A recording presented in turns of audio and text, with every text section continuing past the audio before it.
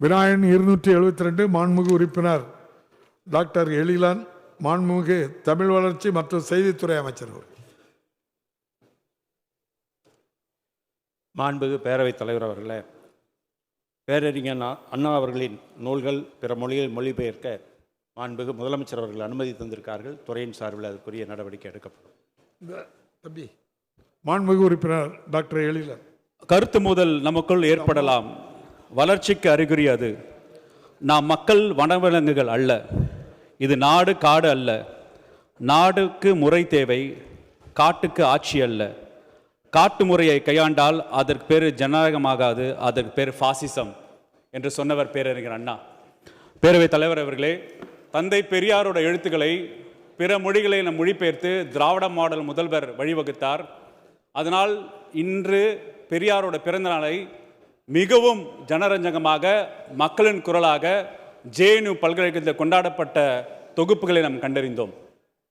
பேரறிஞர் அண்ணாவின் சமூக அரசியல் கொள்கை தான் திராவிட முன்னேற்ற கழகம்.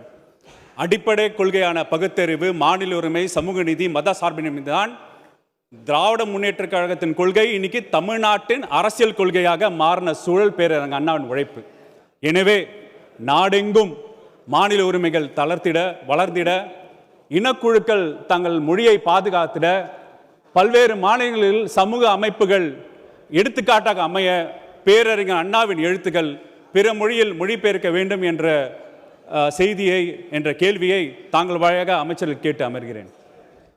மாண்புமிகு அமைச்சர் அவர்கள். மாண்புமிகு பேரவைத் தலைவர் அவர்களே, ஏற்கனவே மாண்புமிகு உறுப்பினருடைய வினாவுக்கான விடையை ஏற்கனவே நான் தந்திருக்கின்றேன். மாண்புமிகு முதலமைச்சர் அவர்கள் அதற்கு அனுமதி தந்திருக்கின்றார்கள். அதேபோல் தந்தை பெரியாருடைய கருத்துக்களை எல்லாம் பிற மொழிகளில் மொழிபெயர்க்கப்பட்டதையும் இங்கே குறிப்பிட்டிருக்கின்றார்கள். அதேபோல் சட்டமேதை டாக்டர் அண்ணல் அம்பேத்கர் அவருடைய நூல்களை எல்லாம் கூட தமிழில் மொழிபெயர்க்கக்கூடிய நடவடிக்கை மாண்புமிகு முதலமைச்சர் அவர்கள் உத்தரவிட்டு அதையும் துறையின் சார்பில் நடவடிக்கை எடுக்கப்பட்டு வருகிறது.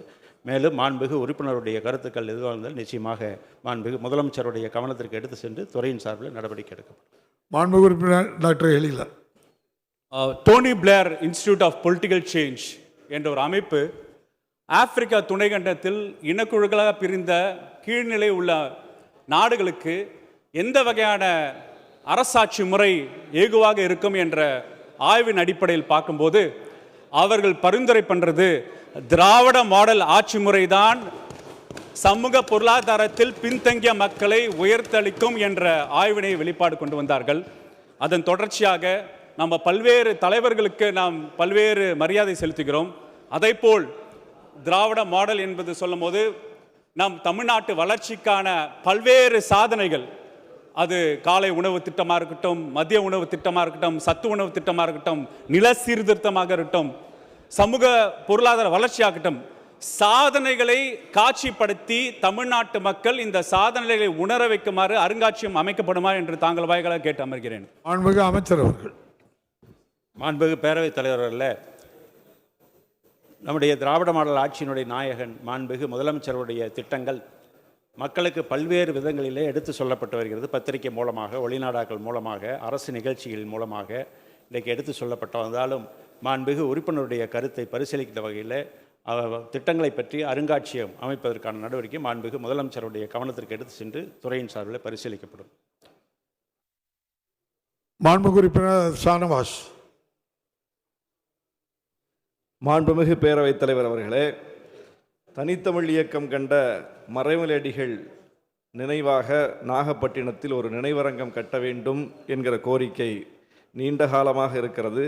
அந்த கோரிக்கை ஏற்கப்படுமா என்பதை அறிய விரும்புகிறேன். மறைமலையடிகளுக்கு வழிகாட்டியாக விளங்கிய குலாம் காதிர் நாவலர் அவர்களுடைய பெயரை நாகூர் நூலகத்திற்கு சூட்ட வேண்டும் என்கிற கோரிக்கை இருக்கிறது.